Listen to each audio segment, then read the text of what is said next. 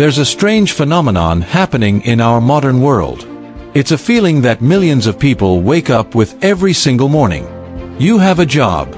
You might even have a good job. You have a roof over your head, food in the fridge, and a smartphone in your pocket. By all historical standards, you are doing well. And yet, every time you check your banking app, your stomach sinks. You feel like you're drowning in a shallow pool. This is the difference between being broke and being poor. Being broke is a temporary state of the bank account. It's having $0 today because of an emergency. But being poor is a systemic, long-term state of your lifestyle. It's the cycle of making $5,000 a month and somehow spending $5,050. Today, we are going to deconstruct the middle-class trap.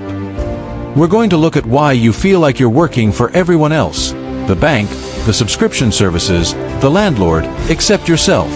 By the end of this video, you'll see exactly where your wealth is leaking out and, more importantly, how to plug the holes. You should compare the taxes.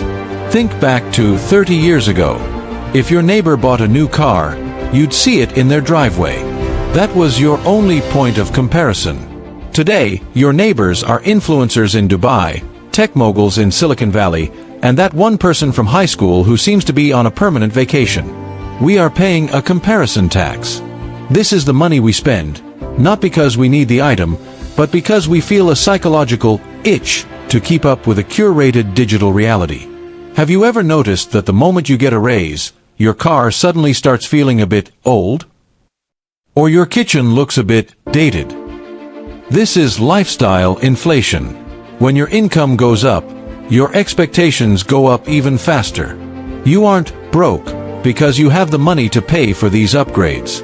But you stay poor because that extra $500 a month that should have been your ticket to freedom was traded for a leather interior or a designer bag.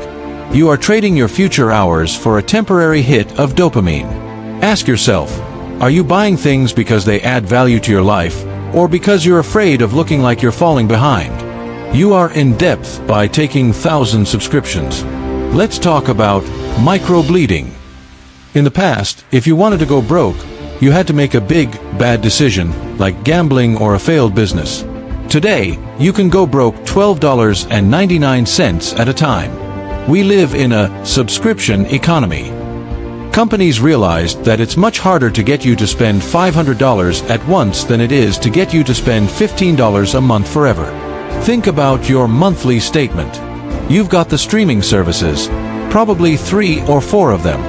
You've got the cloud storage, the grocery delivery premium, the pro version of that photo editing app you used once in 2023, the gym membership you keep meaning to use.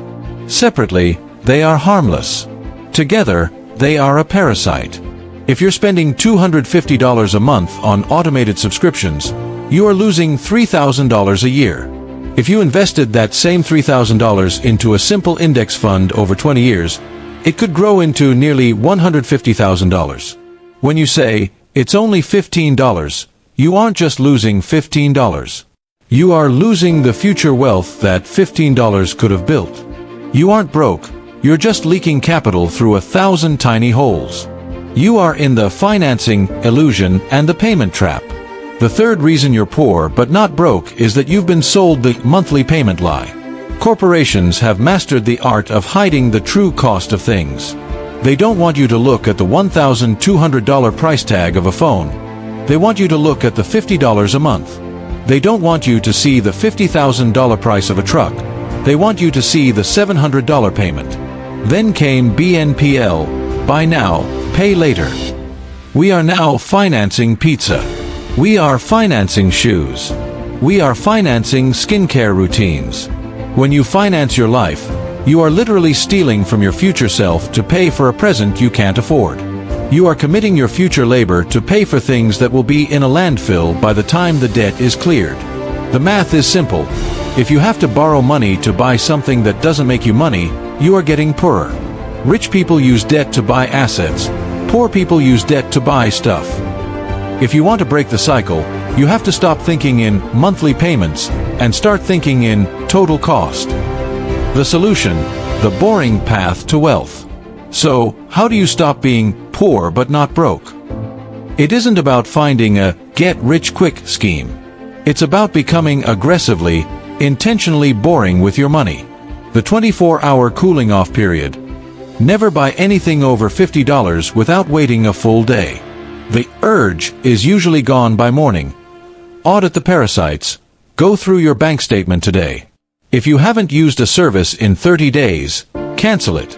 You can always sign up again later. Automate your freedom.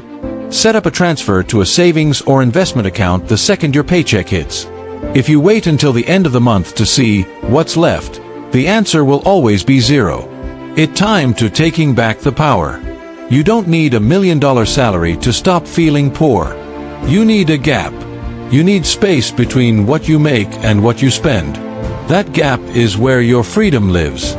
Stop playing the game that society designed for you, the game where you work 40 hours a week just to pay for the things that help you forget you work 40 hours a week. Break the cycle. Close the leaks. Start building for you. If this video opened your eyes even a little bit, do me a favor, hit that like button. It helps the channel, but more importantly, it tells the algorithm that this is a conversation people need to have. Leave a comment below. What's the one silly expense you're cutting today? Thanks for watching. I'll see you in the next one.